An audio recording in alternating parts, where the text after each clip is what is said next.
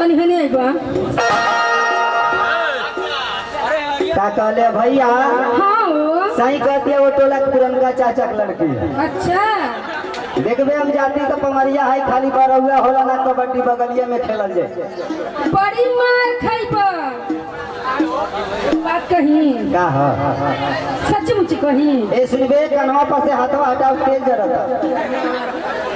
सुना ना एगो बात कहत हई कहन हे दादा। आज तू इतना नीक लागत रह ना। हाँ हाँ जय भगवान जय हमार साईं। ई का हो तेई तो कहती अरे नीक लागत रह। सुना नहीं सही कहत हई तू आज इतना नीक लागत रह ना, इतना नीक लागत रह अच्छा कि मन करत ना मोड़ के अरे वाह मोड़ के अरे दादा चूड़ी में लौना लगा दी। हाथ तेरे माई के सलाम करो फलनमा के बेटी। कई बरस के बाद नीको लगनी तो कहती अम्मी मोर चिमोर के धके चूल्हे में लगा दे। हमार करम जरी गई कि ये कानी के बेटी से हमार बिया हो गई। नहीं हमार बिया तो से हो, हमार बिया लागल है पाकिस्तान के राष्ट्रपति परवेज मुशर्रफ के बहन के नातिन के फूला के लड़की से। अरे खाली हमके देखे आया ना तो 7 गो हवाई जहाज 5 गो मोबाइल प्लास्टिक कंपनी के खाली देखौटी में देले रहे। आते कहतर में मोर चिमोर के धके चूल्ही में लगा दे। सुनबू का हो आई पातर शरीरिया तोरे आँखी नहीं खे लागत। ए रुकबू अबे तन गमला जी तोरो नंबर आवता। आई पातर शरीरिया तोरे आँखी नहीं खे लागत। स्टील बॉडी एक न्यूले तेरा को जाना अबे का देखो तेरे जब फोफी आई तो देख लिए।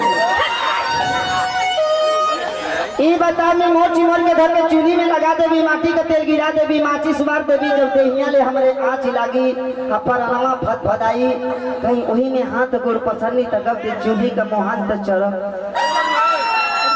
इतना मार मारम ना अगर हे सुनबू का हो हाई कानावत कर कुलई माई के सौकले बानी हाई कानपुर छोड़ के आई लखनऊ।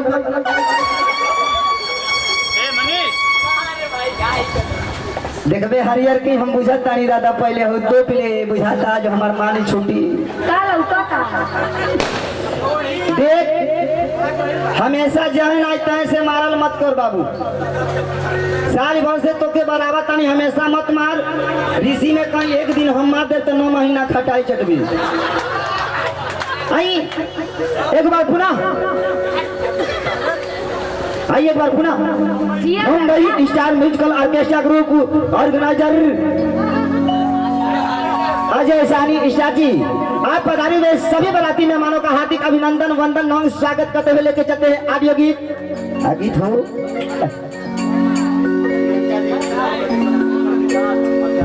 और श्रीमान चंद्रभूषण निषाद जी मास्टर जी की तरफ से शानदार 51 रुपए का पुरस्कार बा। पार्टी की तरफ से बार बार नमस्कार बा।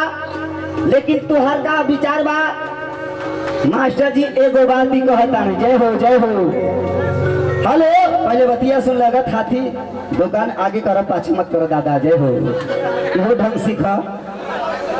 मास्टर जी कहता नहीं गिरा के इसका गोला जापान बना दे, तोरी हरी भरी बगिया के वीरान बना दे, जोने गोदामी पर तोरे ढेर वाला नाच बा। अच्छा वो गोदामी के लइकन के खेले खातिर क्रिकेट का मैदान बना दे। 51 रुपए का पुरस्कार पार्टी की तरफ से बार बार नमस्कार। अरे दे दो हम भसू ना पकड़ लड़ा जी। जय हो वीडियो कैमरा वाले और अभी मास्टर साहब जी को मैं क्या कहती हूँ और मैं भी श्रीमान जी एनियो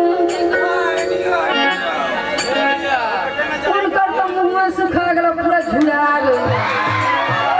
और मैं भी श्रीमान जी को तहत है तुमसे और लाहे लाहे तुमसे मैं क्या कहती हूँ